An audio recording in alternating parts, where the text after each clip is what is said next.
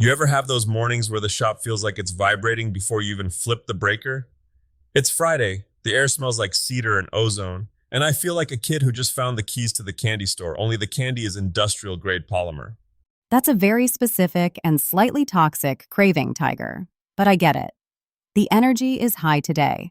We're looking at long weekends, big projects, and apparently enough tech-forward trade news to make a robot blush. Well, the world's changing, Alex. I remember when high tech in my shop was a digital readout on the table, saw that I still didn't trust. Now, I'm looking at these sub $10,000 pro printers and realizing my old ways of making a bracket by staring at a piece of scrap steel for 3 hours are numbered. Is this you admitting that the 3D printer isn't just for making little plastic groots anymore? Hey, those groots are structural. No, but seriously, we're seeing active chamber heating under $10 now. That's the secret sauce. If you've ever tried to print nylon or polycarbonate in a drafty garage, you know it warps faster than a pine board left in the rain. But with a heated chamber, you're basically baking industrial parts that can actually handle the heat of a real engine bay or a machine shop.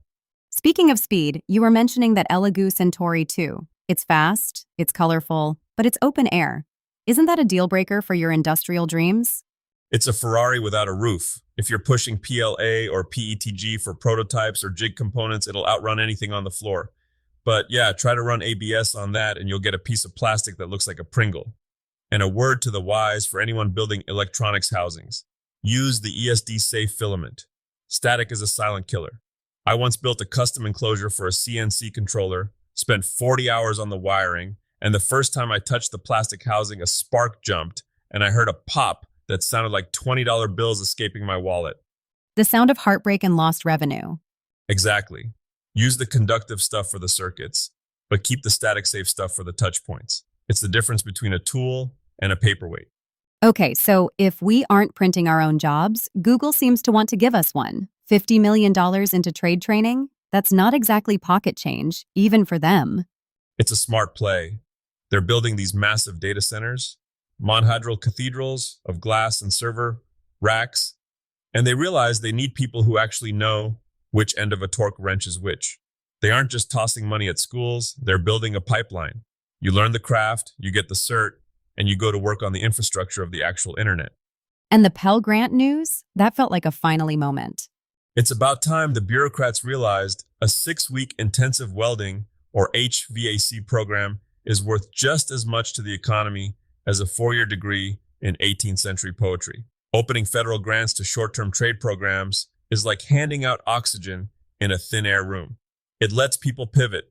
You don't have to carry a mountain of debt just to learn how to keep the lights on or the pipes flowing. It really feels like the success gap is closing. You can be a maker mogul and a tradesperson at the same time now. Which, speaking of, Tiger, I saw you trying to use an AI tool to write an Instagram caption the other day. It was adorable. Look, I'd rather be hand filing a dovetail than figuring out which hashtag makes the algorithm happy. But the truth is, the creator economy is a $32 billion beast now. If you're a maker and you aren't showing your work, you're invisible. But it's the micro influencer side that's actually winning, right? People don't want a polished commercial. They want to see your dirty fingernails and the way you solve a problem. That's the beauty of it. Brands want the person who actually uses the tool. And honestly, the AI stuff is a lifesaver once you stop fighting it. There are tools now that find the beat of your hammering or your welding sparks and sync the music for you. I used to spend 4 hours editing a 30-second clip. Now, I can let the software handle the drudgery so I can get back to the lathe. Let's get back to the wood for a second. Your weekend project pick was a sauna bench. That feels like a trap for an amateur. It's a masterclass in heat management. Honestly, you can't just slap some boards together with deck screws. You use cedar because it doesn't soak up heat. If you used oak, you'd sit down and leave an imprint of your skin on the wood. And the joinery has to breathe. Everything expands and contracts like a lung in those temperature swings. And the impossible build? I've seen those videos. They're usually titled something like, I had no idea what I was doing. Between you and me, that's every project I've ever started. I knew it. No, really. Every great build starts with a moment of staring at a pile of materials and feeling like a total fraud. The impossible builds we see trending right now are just people who were brave enough to record the middle where everything looks like a shipwreck. That's where the learning lives. If you knew how to do it perfectly, it'd be a chore, not a craft. So, what's the takeaway for the holiday weekend for the person sitting in their driveway looking at a half finished project? The takeaway is that the tools are getting smarter, the funding is getting easier, and the world is finally realizing that building things with your hands is a premium skill. But don't let the tech or the mogul talk distract you from the soul of it. Whether you're using a $10,000 printer or a $10 handsaw, the goal is the same. Stay curious enough to make a mistake and stubborn enough to fix it. Well said. Now, can we go look at that structural Groot you printed?